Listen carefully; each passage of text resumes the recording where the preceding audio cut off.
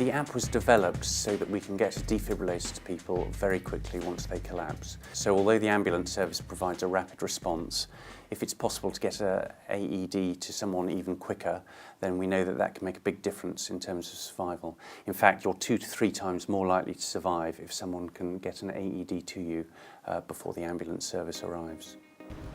You all right? Are you okay? Probably just taking the mickey, is he? He's probably been on the booze. No, he's not breathing. God.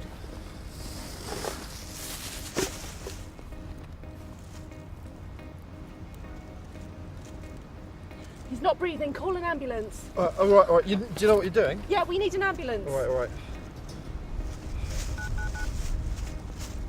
Yeah, ambulance, please. There's increasing frustration out on the roads around patients who are very treatable in cardiac arrest who simply have no treatment because nobody has access to a defibrillator.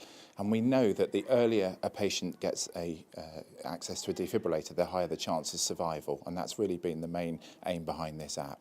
The app works, it's incredibly clever. It uses GPS technology to work out where you are. And then what it does is it maps that against where the nearest defibrillator is. We need a defib, we need an AED. There must be one around here somewhere. I've got an app on my phone. My cousin's a paramedic and he put it on there for me. It tells you where the nearest defibrillator is.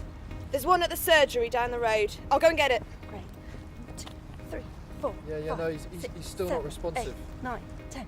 So when you open the app up, one little dot shows where you are, one little dot shows your nearest AED. Then it opens up and shows exactly where it is. So it will say it's on the 3rd shelf from the right in the receptionist's office.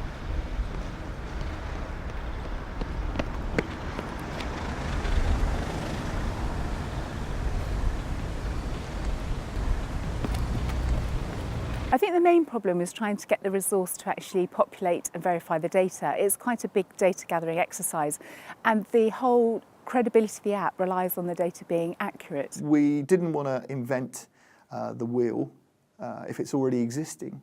What we managed to do was to find a developer who shared our passion for the app. Yeah, we're giving CPR, but he's still not responding. Look, please be quick.